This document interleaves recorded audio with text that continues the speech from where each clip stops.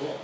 All right. Well, excellent. Thank you for all coming. And I wanted to first start through some introductions. I mean, you got a brief introduction, but I think some of the brands might be new to some of the folks out there. So I want to give you a chance to tell your own story, what the company does. We'll try and keep it brief. Want to take it away? Sounds good. My name's Iz. I'm the founder and CEO of EHP Labs. Under our umbrella of brands, we have an active sports nutrition brand under the banner EHP. We have an all-natural plant-based protein brand called Bless Protein. And I hope you've all enjoyed OxyShred Ultra Energy, which emanated out of our world-famous powdered thermogenic pre-workout fat burner called OxyShred. A little bit about me, the accent. I'm Fijian. I was 5 years old as a refugee, and my family ended up in Sydney, Australia. Typical refugee immigrant story. Dad had no shoes. Parents worked 2 jobs each. I ended up becoming a corporate attorney as a young, bright-eyed, bushy-tailed lawyer. I ended up on my backside in hospital post-GFC after working 20 hours a day in corporate law. And that was my real catalyst aha moment about committing my life to doing something that helps myself and other people live a healthier, more meaningful life, and hence EHP was born. Does it work? Oh, yeah, it does. I'm Kristie Cerutti. I'm a VP of Retail Marketing and Impact at Ancient Nutrition. And I've been in the wellness industry for about 20 years. I started with a company called Garden of Life, and the founder, Jordan Rubin, who then went on to found Ancient Nutrition with Dr. Josh Axe.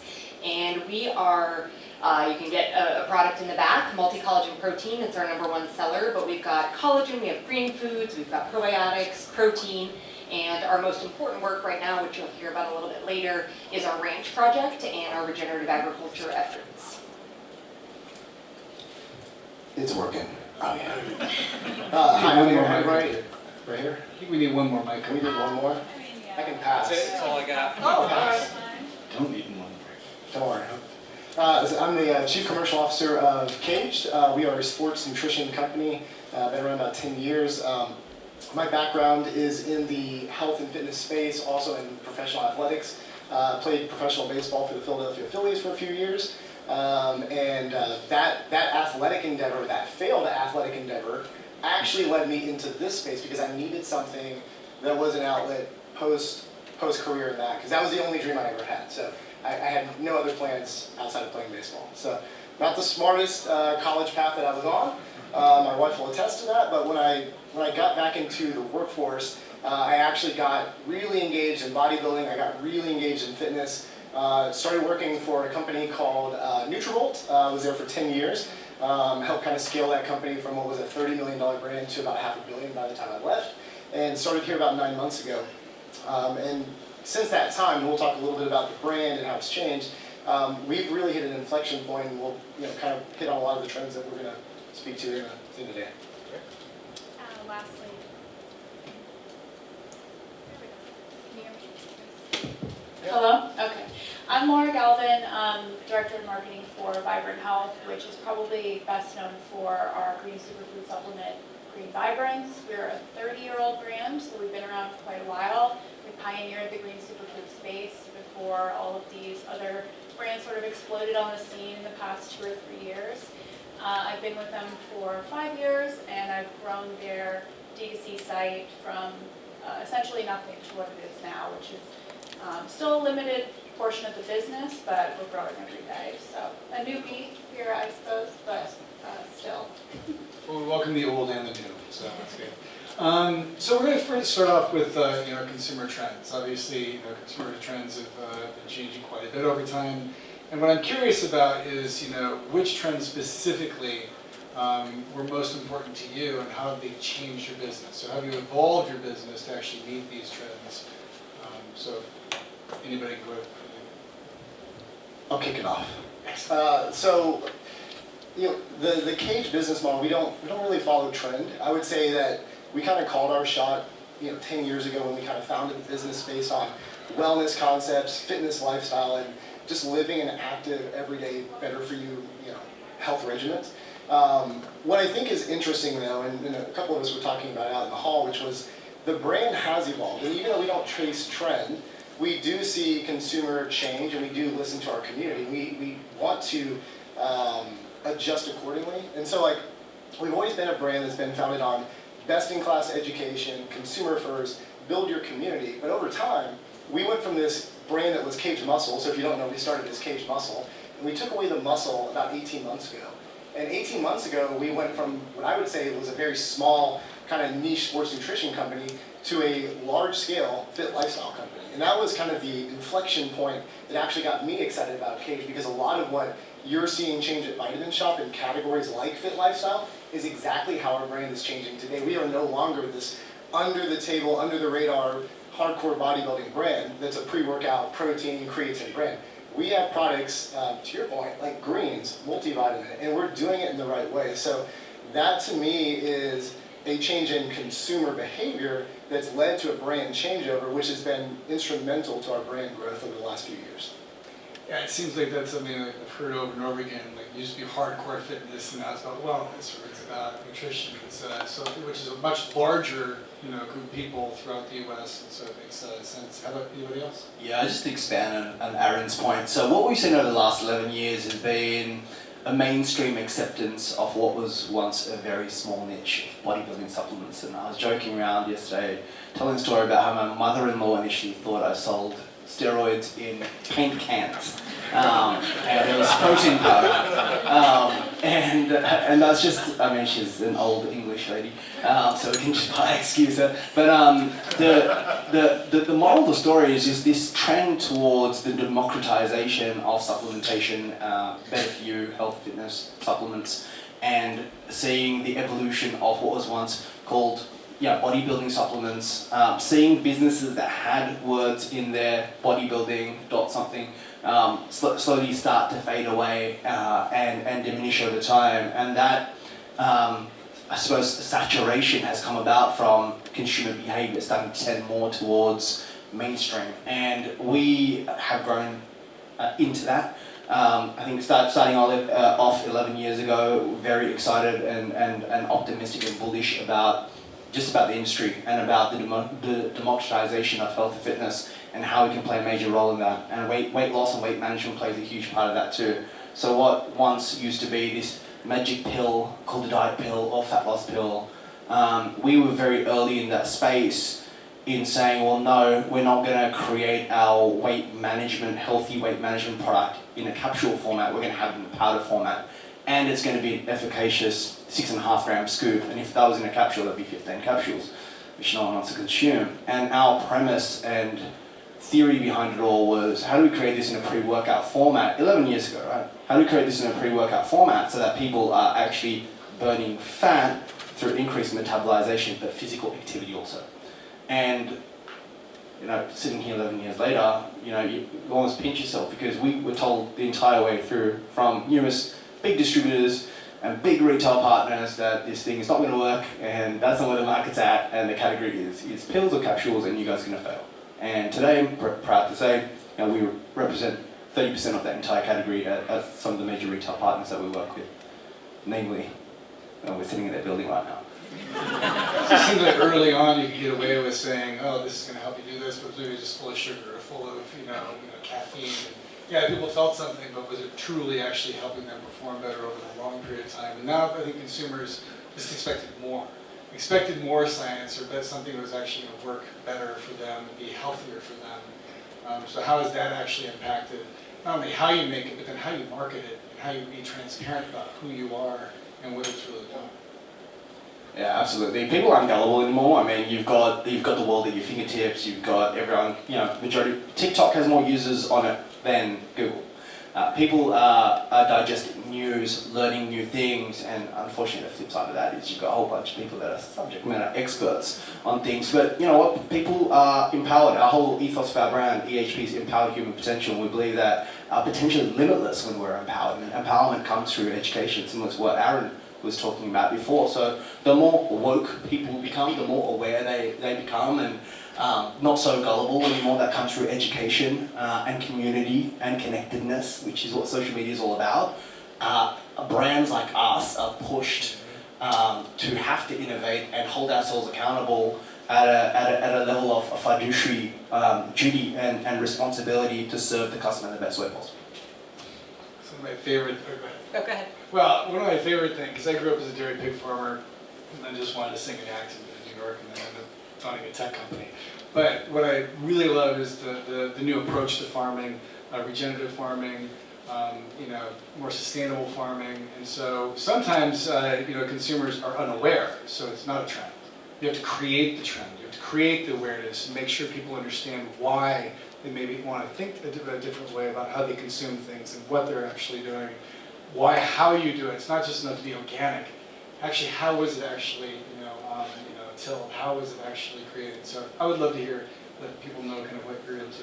Sure. So Jordan Rubin is a category interrupter. He is somebody that establishes categories. So whether it's bone broth with bone broth protein, whether it's soil-based organisms as probiotics, or paving the way for regenerative organic certification, we are going to be the first supplement brand that is going to have an entire line of regenerative organic certified sealed supplements that's going to launch in October. So we're super excited about that. But that is the baby of what we've been working on since 2008. And so we own and operate 4,000 regenerative organic certified acres, and we are growing 95% of the ingredients that are going into these ROC certified supplements on those farms.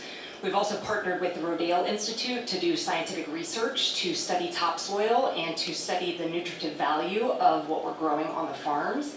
And so we're really, really excited about what we call the Ranch Project, which is regenerative agriculture, nutrition, and climate health. And we're donating 1% of all revenue to this research and to this growing process. And our whole key is just education. It's starting to get people to understand that we have to go beyond organic. Sustainable is not sustainable. We have to regenerate. And the beauty is that regeneration allows for verification, and you can study and show that you are actually improving the land. And so we're excited to partner with the ROA and have them start to show that you actually can do better in products and with earth. Any specific examples of why what you do is better for the environment? Why it actually helps maybe combat global warming?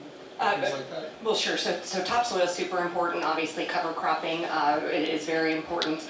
The beauty of what they call ROC, so regenerative organic certification, is it focuses in on animal health, social fairness, so farmers being paid living wages, and then obviously the topsoil growth. So it's all encompassing, and so it's there's just beauty in all of that.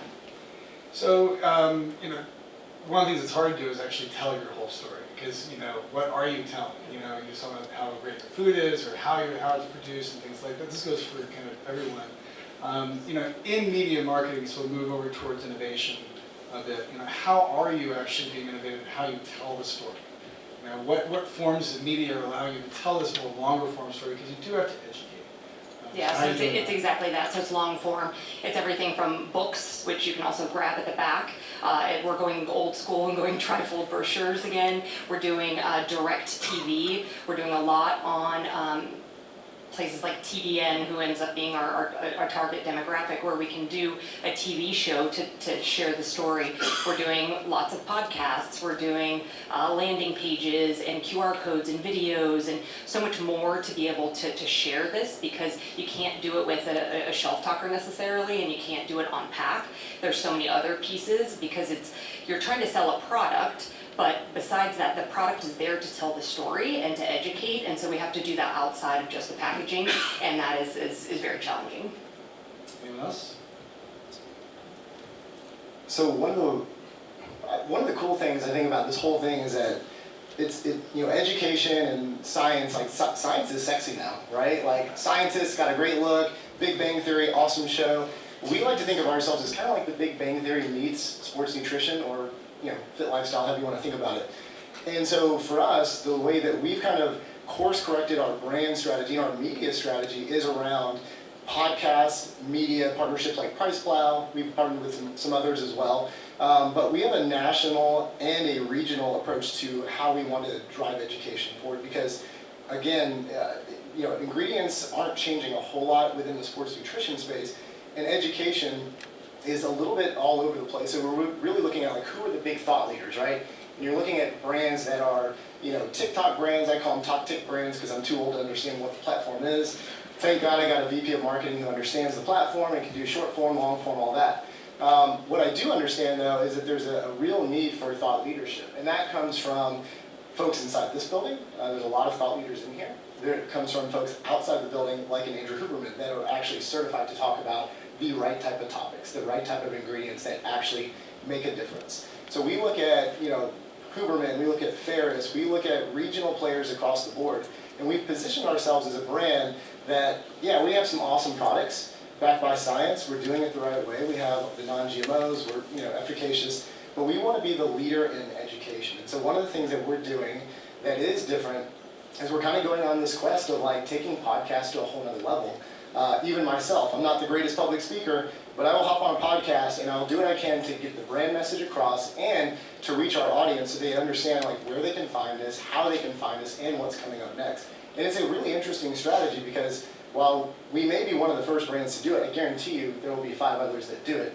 It's my intention that we have some of the biggest and best names in the space. But again, ultimately, it's to grow the whole pie and the whole addressable market for everyone so that it's a more approachable category for everyone. So if you're a large brand, it's easy to be a leader, and you can maybe do things first or do it, right away. But if you're a smaller brand, it gets a lot harder. And Laura, you were with a smaller brand, came in, and they really hadn't been doing much, that much at all. So how did you decide where to innovate and how to bring that to an organization who hadn't really done that much previously? Well, it's an interesting position that we're in because for 30 years we didn't really do any marketing. We were a word-of-mouth brand, and we were very retail-heavy in independent stores and some of our bigger key accounts like Vitamin Shoppe. So there really was no one on staff that was doing any kind of digital marketing, any kind of retail marketing. Really, we had a sales force out there that was doing everything for us and doing the heavy lifting. But when COVID hit, we really had to make a decision about whether or not we were going to continue with our sales force in store or whether we were going to pivot and try to do a D2C and really grow that side of the business. So when I came on 5 years ago, we had a very small website, and I've grown that and expanded our channels a lot over the past 5 years to grow to a larger percentage of the business, but we're still really in our infancy on digital. And I'm sorry, I forgot the question. I have crippling stage fright. No. Everyone suffers from that. So it's the hardest thing in the world is public Start speaking. rambling. Well, I know. You're not. Doing awesome! You're doing absolutely awesome. Absolutely. I have 2 friends. Yeah, exactly. We're all your friends in this instance. So I guess the question is when you go in, where do you start? How do you decide what kind of innovation to bring, first? And then since you're in a 30-year-old company, how are you convincing people to follow you through That's the biggest process? challenge because it's really hard to turn the ship away from conventional practices on the retail side to these new risky digital practices, and brand awareness wasn't something that they were focused on. And that's our biggest challenge is no one knows who we are really. We have this really good product and a lot of I would say innovative ways that we approach our formulation. So we're trying to get that story told, that message across, and right now we're in a really pivotal time because we've contracted a branding agency and we're really going through this growth process to transition away from what looks like an antiquated brand to something that's brand new that could be relevant in the space where AG1 is really owning it, right? Like we can't compete from a budgetary standpoint with AG1, but we can make a better product and we can try to find the white space that we can exist in this industry, in this vertical, and hopefully grow from there. And to answer your question about where we started, it really was a matter of taking what minimal resources we had, because when I was brought on, it was just me, and growing them organically. So growing our email list, adopting SMS, all of these really basic things that we didn't have in place, employing a CRM, getting in touch with our customers, surveying them, actually touching them, talking to them, having a one-to-one relationship, because we have these other distribution channels on digital, like Amazon or Izhar, they're crushing us. And how do we compete with ourselves, essentially, to grow our D2C website is customer service. touching the customer, interacting with the customer, being informative, being a resource. So all of those things, content marketing is really huge for us right now, driving traffic to the site, and then ultimately converting is the goal. Before COVID, we saw an influx of DTCs for years before COVID. They're really taking over and building that direct-to-consumer relationship. Then COVID hit, and they all did really, really well. But then everybody else was like, all right, we need to go DTC. There's this other pressure of a cookie apocalypse coming upon us, where cookies are going to go away. The marketer came out with a report and saying the number one thing you can do is have one view of the customer. And at the center of any graph is an email address. It's the most persistent, largest identifier ever created for people that is can be used in email. And so how did you react during COVID and after COVID? Because then after COVID, people want to maybe go back in the store. So how did you balance going direct to consumer, where you could actually tell your story one-on-one with someone, and what did that do for your business and driving maybe innovation and understanding your customer? And then balancing later on with making sure that, Vitamin Shoppe's hugely valuable. I don't own the customer relationship. That is also extremely important, because multi-channel is probably more important than a single channel. So I'd love to kind of hear your stories of how you balance between DTC and, of course, your important retail customers like Vitamin Shoppe. Yeah, I might kick that off. So our brand has always been community-driven, customer-obsessed. What I mean by that is from day one, we built our brand. And just to your point before, you can actually be a lot more nimble and innovative when you're smaller. So when we kicked off our brand in 2012, it was just all community-based. And we delved into social media and influence marketing in a very authentic way. And a lot of that authenticity was derived from the legitimacy of your content, amplifying that content and scaling that. And when you scale that, that's when you go from being small to big. But the fundamentals, the three precursors I just mentioned before, could exist for small and large companies. A lot of, when we had COVID, obviously there's a change in consumer behavior, people sitting at home, everyone was on the internet. Every single day was like Black Friday, Cyber Monday level of traffic on the internet, right? So that artificially inflated a lot of the fiscal financial performance of a lot of companies. The companies that did it well, I'd like to say we kind of fall into that basket a bit, just because we've always done it that way, was the companies that were authentic about ensuring that they built a solid, authentic, strong, genuine relationship with their customers, and it wasn't just transactional. Right? So when you came in for a quick buck and you just wanted to transact and get the hell out of there and take their money, and there was a high level of churn rate using industry language, and your retention rate absolutely flopped, that's when you had a devastating mess of a boom splat approach. And so all these investments in large scale warehouse and DCs and all these huge fixed costs that a lot of the brands had implemented was really the demise of a lot of those companies. The companies that doubled down on really ensuring that they invested into nurturing the relationship with their customer, because at the end of the day, the customer's king. The customer is where the power is. That's the influence, that's the authority. The influencer and content creator isn't the influencer, the customer's influencer. We, as a brand, we're generating in excess of 9 figures of revenue before a large retail partner decided to partner with us. And this year, we will be on track of over $250 million in annual revenue this year, with 60% of that being direct to consumer through Amazon and our website. And we're growing exponentially with our retail partnerships in the US, Canada, Australia, New Zealand, UK. So to your point, the e-com boom, if you were to call it that, is still booming. Direct to consumer is still there. It's not going away anywhere. Consumers post-COVID might have a little bit of that renaissance period, wanting to come out and have human interaction and really start to value that. But I think people are starting to get back into the normal swing of things now. People are really starting to not just want to go out to restaurants anymore, but enjoy cooking at home. And so all of that is, the moral of the story there is really reinvest in the customer. You have 3 minutes, so 1 minute each, that's it. And then, actually think about questions, because we're still going to take a couple questions, but I think maybe we have a couple people willing to ask some questions. So I echo. 45 seconds. Okay, I echo most of what he said. And we're omni-channel. We were split in literally thirds during COVID. It went big D2C and on Amazon.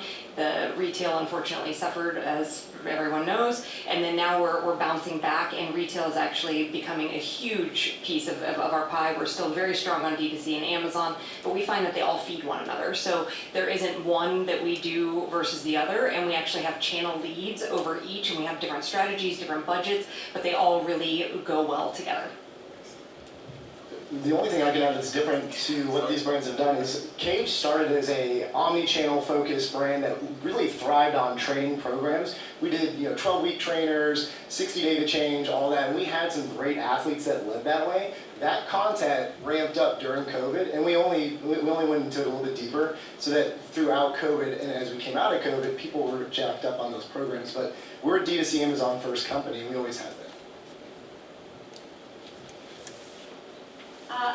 During COVID, our D2C site kind of exploded. Everyone was looking for vitamins and supplements to sort of stay well, right? And we were lucky enough to retain most of those customers. So not only did it catapult our business and we grew exponentially, but we now have this new customer base that we can interact with, and they love the product. And you can see it through testimonials on the website, et cetera, et cetera. And although our retail business did suffer a little bit, we're still growing in that area. So it really isn't that big of a concern. That's one question I have is, when you say DTC, I feel like that's a direct-to-consumer relationship between you and the customer. And I don't feel like Amazon is actually there. Amazon seems indirect to me. How do you guys feel about that? Because do you get the email address? Can you email them? Can you No. talk to them directly? It's not direct. Amazon does not disclose. It's not DTC. Sorry, it's retail. So Because a vitamin shop, you can buy it online in Vitamin Shop, can't you?